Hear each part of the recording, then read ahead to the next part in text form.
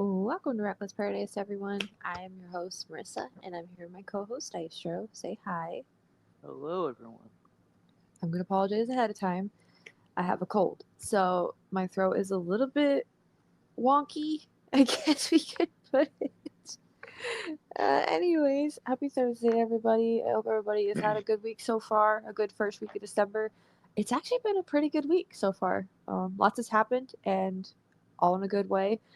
And yeah, how are you doing, Dystro? I'm doing all right. I could barely hear you. I'm doing all right. Did you forget to put your mic down again? No, No. no. Anyways, thank you guys for joining the episode tonight. We hope you enjoy. Another thing I need to state before we get started. I did say I was going live this week on TikTok. I have been extremely busy. I haven't been home much. I'll be honest. I have not been home much. So I do apologize. I will go live hopefully when I can. I'm hoping for this Sunday. I don't know yet. My voice, as you can tell, it's kind of on the outs. I have a cold right now. I woke up with a headache yesterday, and it did not go away until today after I took a nap. And I've been coughing, and I've been clearing my throat all day, and I've been drinking water to try and help it. But nothing seems to be working. I even ate soup today, which I never do on like for lunch. I never eat soup, but I ate soup today to hopefully help it, and it did not help. But um, so just bear with me. I will hopefully be able to go live. I'm hoping this weekend. I don't know yet. It really depends on what's going on and how I'm feeling. But okay, so let's get into tonight's episode. This is our final breakdown of 2023. Now, I decided to end it on a very strong note with our favorite Foo Fighters album. I say our because I think if you guys may remember correctly, when we did the Foo Fighters album ranking back in the summer, we both picked this album as our number one, I believe, or awfully close for you at least. I know this is my number one. Yeah. I think it's like close to like my number one for me. Yeah.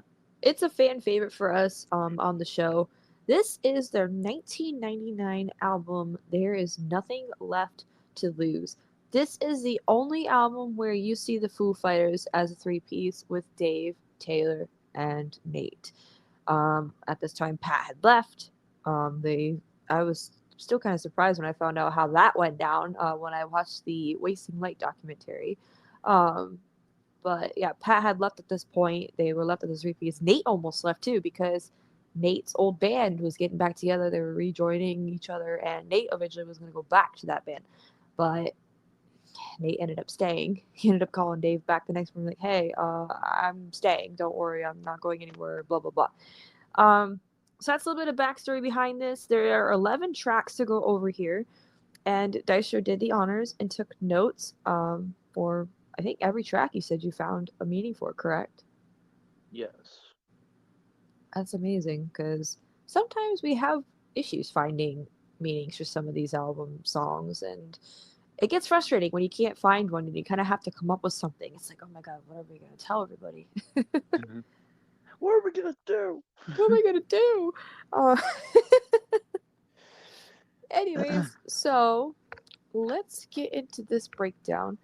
Starting right off with a hot one, track number one, Stacked Actors. Now, I actually had to go back and listen to this one because for some reason I didn't remember how this one sounded. But now it's still fresh in my head. It's a fucking banger. It's a good way to start this album. Yeah. So it's funny that we are doing this now because I have been listening to the Dave Grohl audiobook recently, Mm-hmm. and I'm just now getting to the chapter about him um, choosing between Foo Fighters and Tom Petty. Oh, yeah. I remember you telling me that. And it's like he was talking about a little off topic here. He was talking about like he recorded all the songs for the debut album and all that stuff. But then like he had gotten the call being like, "Hey, we want you to work with Tom Petty," and he was like at like a crossroads between like if he wanted to do the Foo Fighters thing or the Tom Petty thing. Um, I'm kind of glad that he stuck with the Foo Fighters thing because it's like rock bands of all time. Um, but yeah, I was like, I just wanted to for that little thing in there. But stacked actors, man, that's a hell way of opening an album too for '99 too. Yeah, that is like huge. It's one of their well-known tracks from this album. Considering I believe there's like, and looking at it, I believe there's only like a couple hits on this album with like tracks 2, 3, maybe 5 and 6. I don't think this was a. I don't even remember if this was a single. I think it There's was. no music video for it. That's why I say that. I think it was, but I can just go check really Yeah, with stacked actors, I remember like listening to it for the first time. I'm like, what the hell is this? Like, I was kind of worried, but like after I gave this album a couple chances on my own time, I'm like, damn, this song's actually pretty good. I think it fits on the album well. It's different from what we're used to with the Foo Fighters, and I think it was a great way to showcase, I guess, what they're capable of doing. Um, it but was a single. It is a really, single. Yes, yes, it is. wow. So I did find a meaning. Shout out to footarchive.com for this. Because I found all the meanings for this whole album through that site. So shout out to that. Well, plus you showed me the Wikipedia Yeah, meaning too. But I wrote stack actors about everything that is fake. So if that pertains to anyone that comes to mind, then there you go.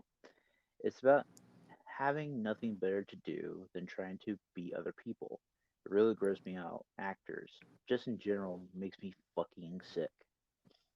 Living in Hollywood always seems to be transitional to me. Truth be told, I fucking hated Hollywood. Hated the whole life. Hated most of the people we met. That's why I'm saying in stacked actors. hmm. So he's trying to like, because I remember in the book he was saying like he drove with Nirvana like from like Seattle to like Hollywood and in the Van Nuys area and all that stuff, and he was saying like all the glam and all that stuff is just such bullshit because it's like it goes up in smoke like when you see their true colors come out when That is true. I was like, I was like, all right. I was like, okay, David, that's true. That's true. Dave spitting facts. Let him cook. Let him cook. Let him cook. I mean, he's not wrong. I mean, like Hollywood can be kind of like a fucked up place. As we know from the Jeanette McCurdy book. Oh yeah, absolutely. By the way, which y'all need to read sometime. Yes. Very good book. Hmm. So this one I gave a 9 just because I remember when we first played it, I didn't like it at first, but like it took me a couple tries to really get into it. I really need to go back and listen to this song a little bit more on my own. But overall, it is a very, very strong opener here with a 9. Yeah, I gave it a 9 as well. All right.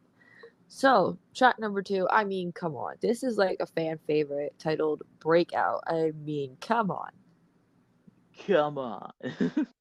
I've always liked this song, and I think the first time I heard it was on the radio, about a couple years ago.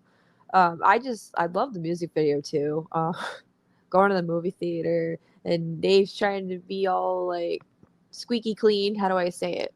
Going to the drive-in movie theater, and then you see fucking Taylor and the rest of the group inside, like the hangout area in the movie theater, and fucking Taylor freaking squirts mustard on Dave's shirt, and they fucking get into a fight on the freaking I don't even know what game table it was. Air hockey Air table. hockey, yeah. And it's funny that in that video, that's the first video with Chris Shiflett. Oh yeah, Mr. Chris Shiflett himself Uh, getting swifty. it's funny that Taylor was the one that had to be beaten up of all the three of them. Poor Taylor. Poor Taylor, he always gets the shit. He always gets the shaft. Um, so this is well, and this plus is like this is all like Dave talking as well. So it comes right from the source. Comes right from the source, yes.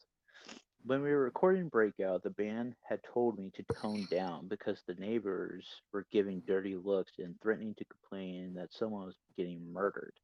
So I nailed it one more time. My throat was gone after that, man. Breakout started off almost as a joke, just play on the word, and taking the piss out of your typical tortured romance love story. It's supposed to seem kind of ridiculous because I can't imagine anyone wanting to break off in a relationship just because they have acne, you know? That's so fucking funny. Dave.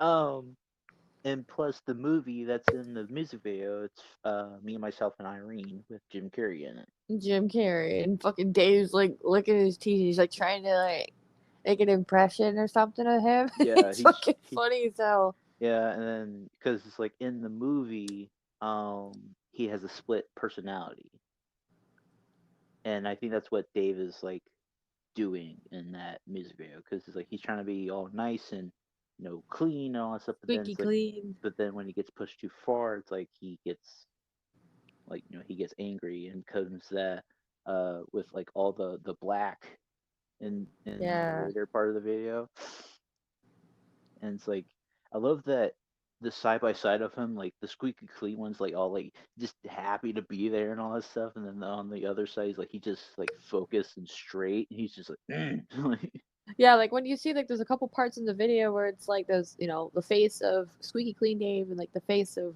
Rock and Roll Dave, we'll call him. Like they're like singing like the verse that's just before the main chorus, and Dave's like that black suit Dave, he's just like staring. I'm just like, what the hell? And then the other one's just bobbing along. uh-huh, uh-huh. It's the personalities for you. It's split personality. Just Me. never know what you can get. Oh boy. I give this one a 10. I've always liked this song. Yeah, I gave it a 10 out of 10 as well. Such a good kind of like rock out song, you know? Break out. All right, so track number 3, another one of the Foo Fighters' best songs of all time, "Learn to Fly." This music video is funny too. I mean, it stars Jack Black. And Kyle Gass from Tenacious D. Ah, so we got some Tenacious D up in here. It's like Man, like that's it's like crazy. How the hell did they get Jack Black and them on there? because I think it's because Kyle, Jack, and Dave, they're all good friends. Ah. Because later on, like '06, I think that was when Echo Sounds, Patience, and Grace was about to come out, like, or just about to start.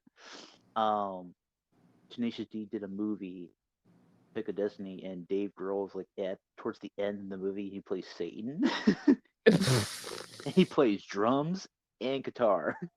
Damn. And it's really Dave Grohl playing because he's like like shredding and stuff, and he's like doing all these like hard hitting like cymbals and drum fills and all that stuff, and it's like I was like, oh shit, that's Dave Grohl. Is that Dave Grohl? I was like, is that Dave Grohl? Oh, the music video, holy crap, that's an acid trip. It is fucking Taylor as a girl though. I mean, It's like Dave, Nate, and Taylor, like they had like multiple roles in that whole thing because they were flight attendants.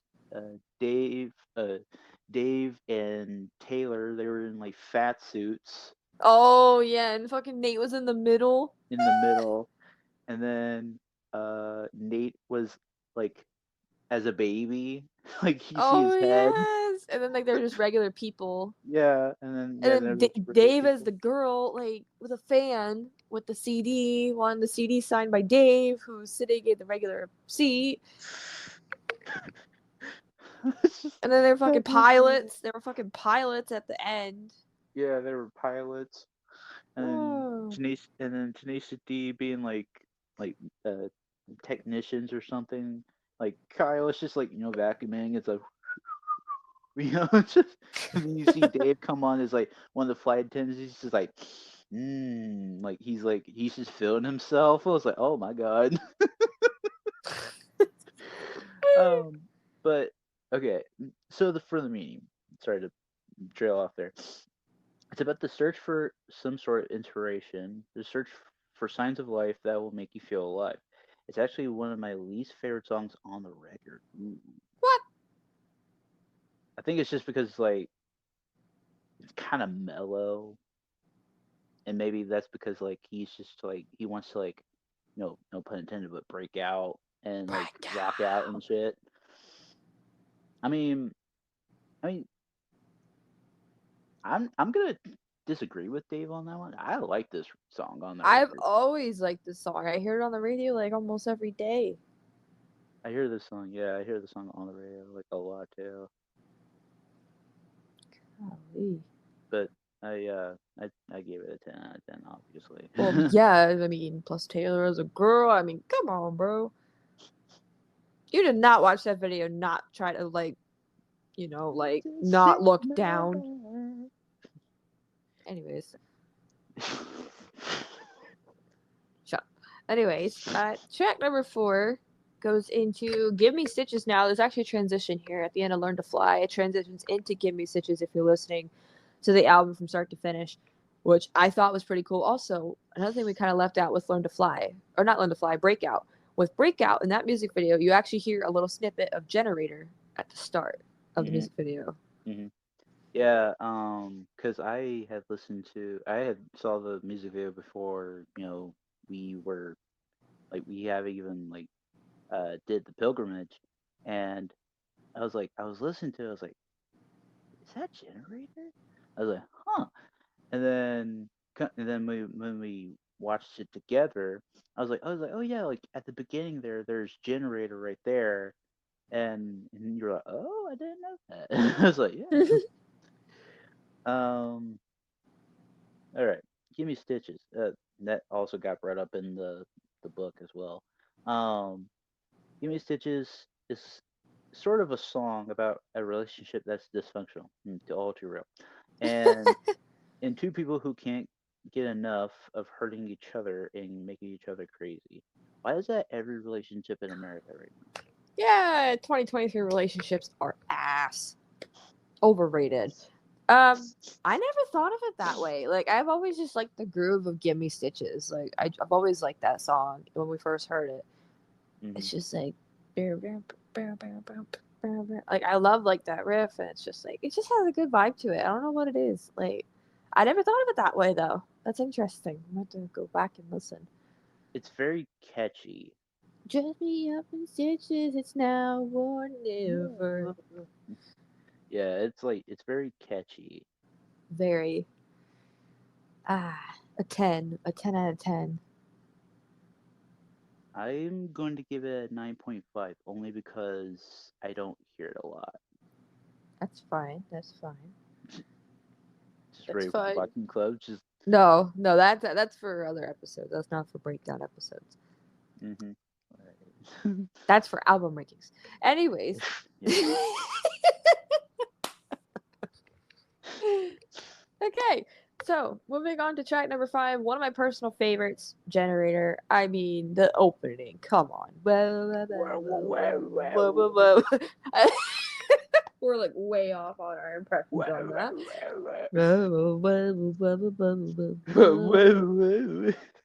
I saw. Okay, so remember that little video that I sent you where it's like kind of like the behind the scenes of making this album, where Dave's dressed in red, and Mhm, there's like this like he shows you like the little tool that he uses to do that intro. It's like a tube, like a rubber tube into like this machine.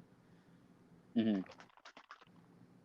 So also I have to go fucking do something. I just realized that I forgot to do something before I came in my room.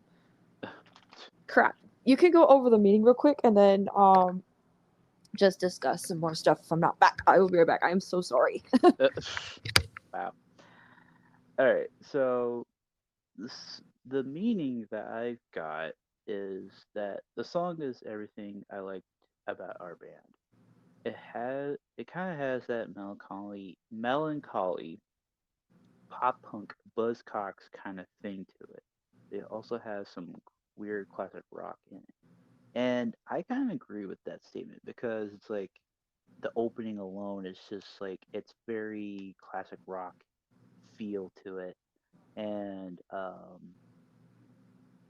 I mean, you could say that about like any track on this album too. Like this whole album just screams 90s, but it's like the near end of 99 a little bit. Um, and Generator, it's like one of those songs that it doesn't get much love to it. It's not even a single on the album at all, which is like kind of, well, it is a single, yes, but there's like a lot of tracks on here that are like don't even get much love. Like Give Me Stitches is not even a single. Like Aurora is not even a single. Like Headwires is not even a single. So it's like it's crazy to think about, and like I've and it's like from March to June of '99 it was recorded, and then towards the near end of '99 going into 2000. Like it's crazy. Okay, I am here. I'm so sorry about that. I just realized a couple things I forgot to do. Forgot to lock the door. Forgot to turn on the light in the freaking Ooh, living room. And I also ooh, had to go freaking use the bathroom because I had a wicked stomach ache all of a sudden. ooh, boy. Okay, Well, so I was just telling. you could just tell me the meaning of this like to me on Yeah, call after yeah, because obviously I missed it, but but I'm so sorry. That was embarrassing. it happens. Um, Dave had said like it kind of had like a Buzzcocks kind of thing to it Really? in the statement, yeah. But it also Ow. had some like weird classic rock in it. But I was like, yeah, I can see that. That's interesting because I only know one Buzzcocks song, and it's one that Billy Talent covered. Actually, ever fallen in love with someone you shouldn't have. That's interesting. I don't really see a resemblance there, but I mean, I only know one Buzzcocks song. There's probably other ones that sound similar to this or have a vibe that gives off Generator and stuff. But um, yeah, again, I'm so sorry, everybody. Okay, so moving on. That is a 10 out of 10 for me. Hmm. I'm gonna give it a 9.5 on the grounds of I don't hear it a lot either. Okay, okay, I see you. Okay, okay. All right, track number 6. I really like this one. It's titled Aurora. It's more of a mellow track, which I really, really like. It kind of calls back to the previous album with The Color and the Shape. Because there were a couple mellow tracks on there as well. It just had that vibe to it, but kind of in like a different way, kind of more of like a better way than that. Um, I just love the whole feeling I get when I hear that song. It kind of ties the album together, even though we're only halfway through. It kind of ties up the first half, and I don't know, like I like some of the mellow songs from Foo Fighters. Hmm. It's definitely it's kind of like how like it's kind of like what we did with the In Your Honor album. It's like they had a part one and part two. Yes. It's like their part one was like when Generator ended. Their part two is like when Aurora started, sort of thing, in a way, Yeah. if you think about it. Um, this is definitely one of Dave's favorite tracks that they've ever come up with. Lyrically, it's kind of a big question mark, but the words sound good, and it's a nostalgic look back at Seattle and the life I had once had, calling back to Nirvana and Scream back in the 90s. uh, the song that song actually questions the meaning of life properly. It's probably the heaviest thing I've ever written. There you go. Literally the most mellow song on the freaking album is the most heaviest thing you've written. I mean, to be Lyrically, fair, maybe lyrically, but like to be fair, it's like he was coming from a place where it's like he was like in a band that had like Franz Stahl and Pete Stahl. Franz Stahl was the person that we were trying to figure out who played the second guitarist after Pat Smear left. mm, That was Franz Stahl, from Scream, and yes. and Skeeter, who was the bassist for Scream at the time, like like he was just with them, like living off of like beans and sleeping on people's couches and on the floors and stuff with their like sleeping bags and all that stuff. And then going to work with Nirvana and with Kurt Cobain and all that stuff. It's like all that pent up, I guess, like frustration and anger and like melancholy and all that stuff. It's like Seattle was where they did like a lot of their shows when he was with Nirvana and all that stuff. Yeah. And it's like it was kind of sad to like see that Kurt was like a good friend of his and all that stuff. And it's like it's kind of like a part of him died when Kurt died, and so it's like he's putting his words and his pen to paper to the test, being like, okay, like this is gonna be like the heaviest song I've ever written, but it's like it's about Seattle and where he's met, Scream and Nirvana and all that stuff, and it's like it's kind of like, I guess if you put it that way, I guess. Right. Um, hmm, I don't know how to rate this. I'm giving it a 10 because I've always liked this song too. Like I said, I really like how this a whole album feels in general. Like I just love the feel of it. It just seems like more of like my comfort album. It's like makes me feel good. Like it makes me feel like I'm in like a good place mentally. hmm Yeah, I gave it a 10 out of 10 as well. All right. Track number 7. Is this Live in Skin? Is that how you say it? Live in Live Skin? in skin. Yep. Jeez. This one is kind of the only weaker one for me. Well, actually, no, there's another one after this as well. This is kind of the weaker ones for me. It's not one I really remember, but um, actually, correction, I remember this one a little bit more than the other one I have ranked a little low. It's not bad. I'm not gonna lie. It fits. It definitely fits the whole vibe of this album. Very calm vibe to it, easy going, like easy rhythm, like. But for me, it's not super memorable. But what about you? What do you have to say? Yeah, it's kind of like it's not really memorable for me, to be honest with you. It's like it's like I had said with Aurora and stuff. It's like where part two, where Aurora started. It's like it's kind of like the softer side of the album for me, sort of thing. Yeah. Um, but Living Skin, it's not memorable, but it's like it could have probably been like off the album, to be honest with you. Like maybe like one or two of these songs could have been off the album, Yeah. maybe. Um, but this is what Dave had to say. We were already finished recording and had a couple days off before mixing, and I came up with this riff. I just thought, fuck it, let's record this. I guess that's an example of my love for the riff. Live in Skin was actually recorded while we were mixing because I came up with it in between the time we had finished recording and mixing. I thought, wow, this is kind of a cool tune. And I started writing about the place that the band is in now. Hmm. Interesting. Fuck it. Let's record it. That's literally me. Me when I like when we find like an episode that we should do. Fuck it. Let's record Fuck it. it. Or when we get a funny game clip. Fuck it. Let's clip that. let's let's clip it. I bet you're gonna say that from now on every time we do something funny. Fuck it. Let's clip it. So for me, because it's one that I'm not too crazy for, I don't remember it as well. I'm giving it an 8.5, just to be nice. Right. I'm gonna give it an 8. I'm being Okay, generous here. and that's fine. Like I said, the only reason why I gave it 8.5 because it kind of fits the theme of this album. hmm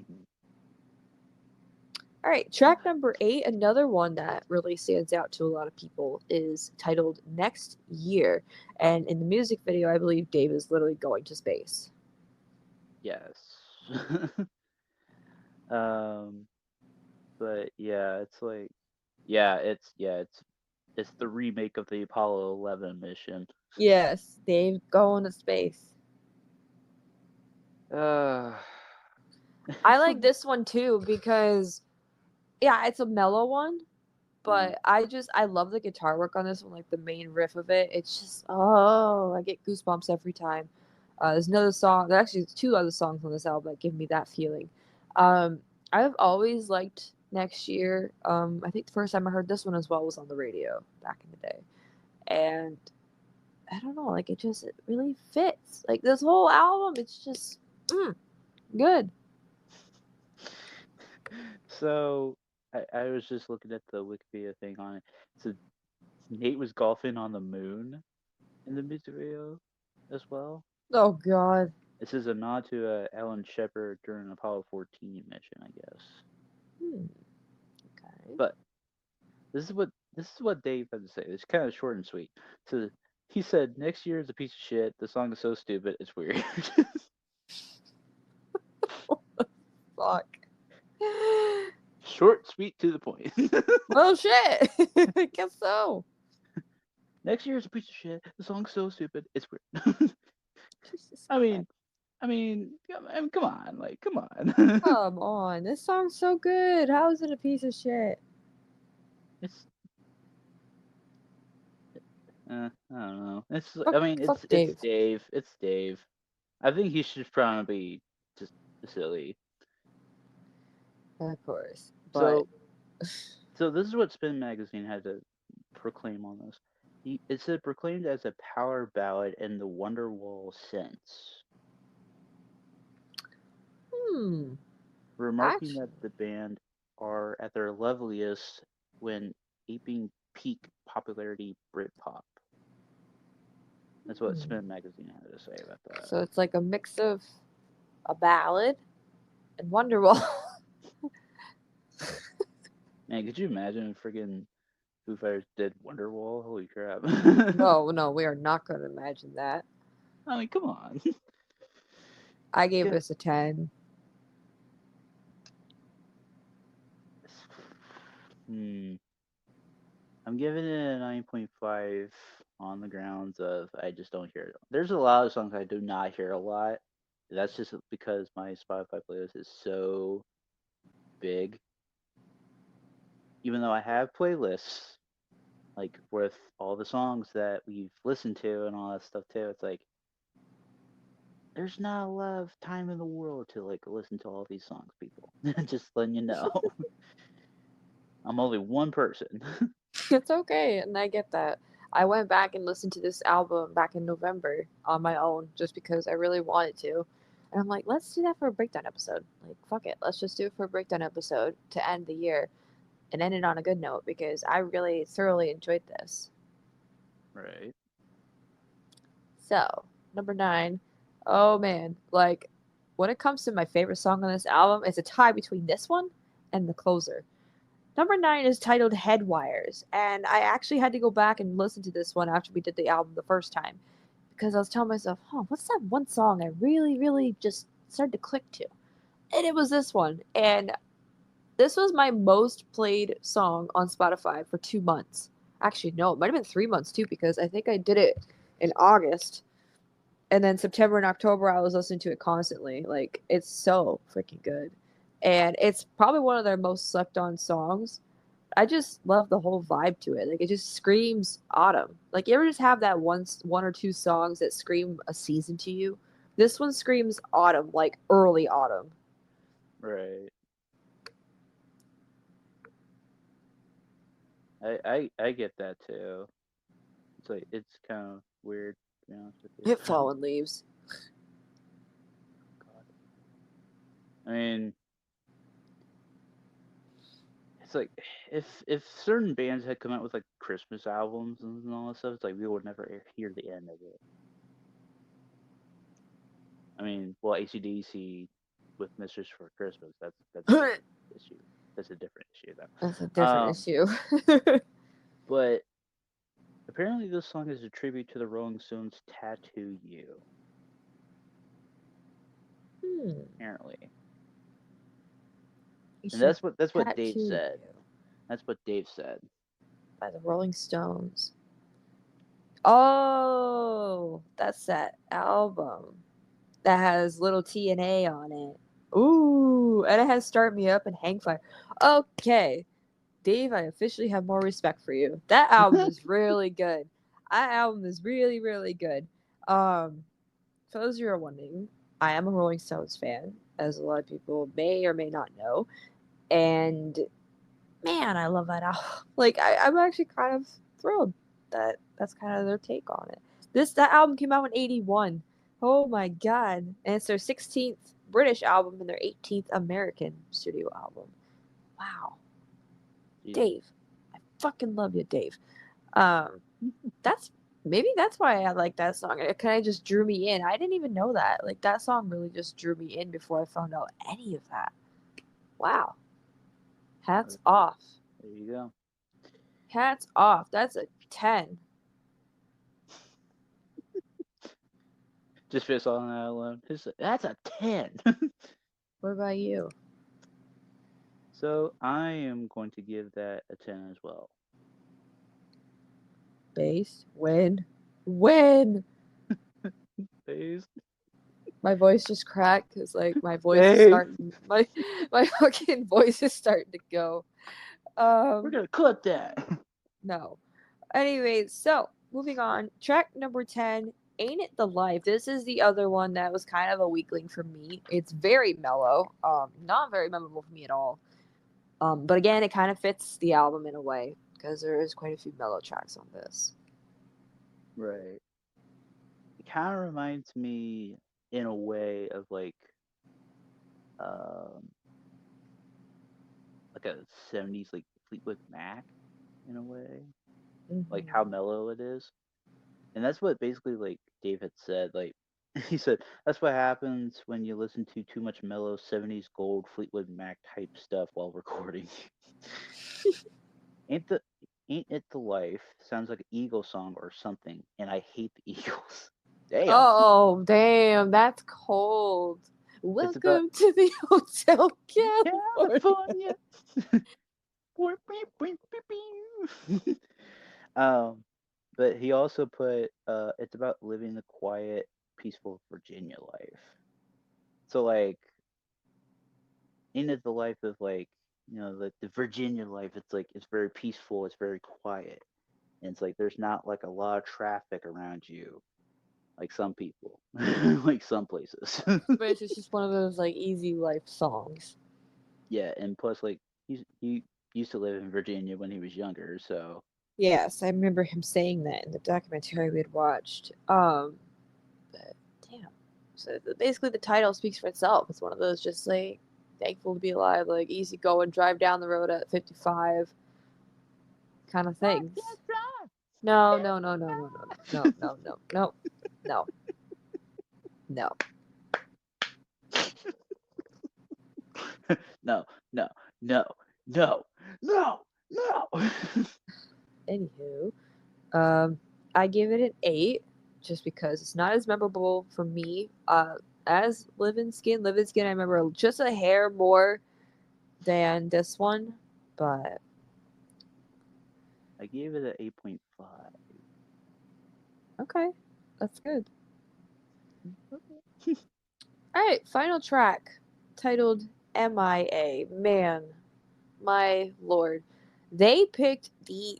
I don't think there's actually a better album closer ever for me than this, than any other album in the world. I think this is like has to be my favorite album closer of all time. And that's a bold statement because there's a lot of good album closers out there. I mean, you've got like let's just say Def Leppard. We have like Pyromania with Billy's Got a Gun. That's a good one. Oh man, there's so many. Like you've got Van Halen 2 with Beautiful Girls. You have I'm trying to think. Help me I out. would say Help Billy. me out. I would say Billy Talent one too. Billy Talent 1. What the hell? Voice the Violence, isn't that it? I think so. Yeah. Yeah. Yeah. Dead Silence with Dead Silence. Like there's so many really good album closers out there that we've covered on these breakdown episodes. I just said breakout. Oh my god, I'm done. Break it. Breakdown episodes. There's so many of these album closers that we've covered and they've been really good. But this one has to be my favorite. And I love the opening. Like The audio for Dave's voice is like a little like quiet. Mhm. It's like it's hard to explain. Like you'd have to listen to the song to really understand what I'm trying to get my point across to. But I just it's a mellow song. It's kind of like a really relaxed song. It's not super mellow. It's more like a soft rock. I guess we should put that song. It's more of like a soft rock song, and it's really good. It really ties this album together. Yeah, it does. Because it opens with like stacked actors and then closes with MIA and all that stuff. It's like good opener, good closer. Everything in between is really solid. I mean, except for like one or two, but I mean that's whatever. All right, final final thing. MIA is a good example of me and how often I'll just say, you know what, I'm out of here and I'll be back whenever, and please don't call. But Why is that? Why is that me? why is that me? Why is that me? You know what? I'm out of here. I'll be back whenever. Don't call me. Oh, I love you, Dave. Like, don't change, man. That's literally what the song is. Like, golly. I don't think he is ever gonna change. I mean, guy is like in his 50s now, and he's like still fucking the same way he was when he was in his 30s. I mean, come on. Bro's never gonna change. No, he is never gonna change. I've always, I mean, always liked this song. I remember it really caught my eye when we did the album together for the first time. Oh, man. It's it's like one of those like you said, it's like one of those tracks. Like it's a very good closer. And I actually like this one too. Uh, I would say like it's kind of up there with like Breakout, Learn to Fly for me. Mm-hmm. Um, because it's that memorable. But it's not even a single at all. Really? That's a No, shocker. like the five that are singles are Stacked Actors, Breakout, Learn to Fly, Generator, and Next Year. That's it. Oh, I forgot about next year. I forgot that was a freaking single. I should have known because there's a music video for it. I Wow. should know. Oh. But yeah, it's like man, I wish it would have been a single. I agree with that. I really agree with that. It's such a good freaking closer. It just makes you feel good. Like it just brings that euphoric feeling to this album. Like this whole album has a sense of euphoria. Like it Mm, just I love it. Obviously this track gets a 10 out of 10 for me. yeah. Um, but the whole album as a whole, it's like it won a Grammy for like best rock album in '01 too. As it should. And they go on to win like three of the next four, like which was like One by One, Echo Sound, Patience and Grace, and Wasting Light. I'm surprised In Your Honor didn't get one. I think it's just because like there was not a lot of people that probably enjoyed it. Like they wanted to have the the side A part of the album, and then they have the side B. It's like it's kind of like mellow. It's so long. Yeah, it's like that's why they like if they did two separate albums of that, I It think it would have would been have been better. better. Yeah, I think They it's really, really should have did that, and I feel like we, as music enthusiasts, we should have did should have that done differently that. too. Yeah, We should have listened to the two separately, rather than doing it yeah, all one night. Because by the time we got to side two, we were over it. Like we were so tired. yeah. So, Uh, so that ranks the whole album. But now we gotta do the overall ranking. So who's going first? okay, I'll go first actually. Hmm. So overall, I got a 94.9. Oh wow. Okay, so looks like I'm a little higher than you. I have a 95.9. Okay, so it's just like 1 point off. That's not bad. Literally. That's not bad actually. Overall, I keep saying it over and over. This album has always left me speechless. I've always liked this album from start to finish. And honestly, I really wish I owned this album because it's that good. Like it's like on the levels of like Wasting Light, and but here we are. Like that's how good it is for me. Right. It's like, and plus, like, I think Wasted Light as a whole, it's like more. How should I put it? It's It's m- louder. yeah, it's it's louder, yes, but it's got more, I guess, story to it. Because like with Burning Bridge, like with Burning Bridges and Walk, it's Oh like good yeah. opener, good closer right there. The whole album in between, it's like it tells a story from like, I guess if you want to put it in perspective, like with Walk for you, it's like it that's what helped you be here to this day. Yes. And like with Burning Bridges stuff, it's like the music video alone. That music video was so like it made me have chills because it's like Hmm. because it's just like you see this like little girl and she's like it's like she's like just staring right into your soul like your soul. I'm like, oh my god. Yeah, and then you watch her grow up in front of your eyes, and it's like, damn, this girl's a badass. Yeah, right. But we already did Wasting Light. Actually, I remember that we Hmm. did Wasting Light. I think a few months back. Um, but that concludes our breakdown for There Is Nothing Left to Lose from 1999. What is your favorite track? Let us know on social media, in the comments, wherever you want to get a hold of us. Hmm. So, our next episode, the time has come again. Our final shoot the shit for the year. Oh boy, I have a lot to talk about. I mean, a lot to talk about. I bet you do. And you probably do too. With Christmas coming up and stuff like that. What, About you're not gonna reveal any gifts? to What? It's like I think you'll have more to talk about than me because it's like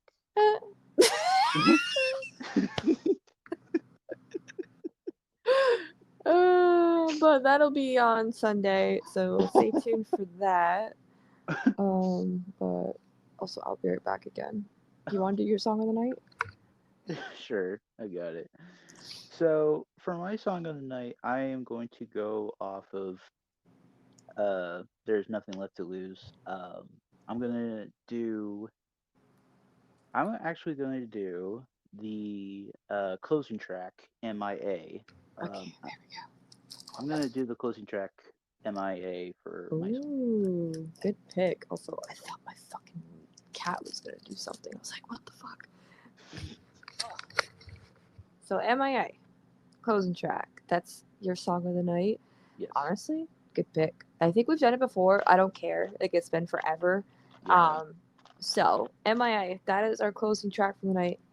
By the Foo Fighters. That's our song of the night, I should say. My throat is just done. My throat is literally done. So if you guys want to take a listen to that, go ahead. I'm gonna put a link at the top right hand corner of this episode at the very end. There is no music video, just the audio. Go ahead and take a listen. Very, very good song. So, if you stuck around to the very end, we greatly appreciate your support. Be sure to go on ahead and follow us on social media by clicking on that link in the description below, which should take you to a Linktree. We have Instagram, TikTok, Reddit, and Twitter. Go on ahead and follow us there to keep up to date with our show, as well as that community page on our YouTube channel. Go to our channel, click on the community tab in the center, and all of our updates will be there as well. So go on ahead and do that. And Dystro's gaming YouTube channel is there as well, where he posts weekly gaming content, and I'm in there too sometimes. We just had a blast on GTA earlier on this week. Mm. Man, oh man. Um, we're trying to get you to 1100 by now, the end of the year, which is quickly approaching. What are you at right now? Are you still stuck? I'm at 51, but it's because not a lot of people are doing like GTA content and stuff like that.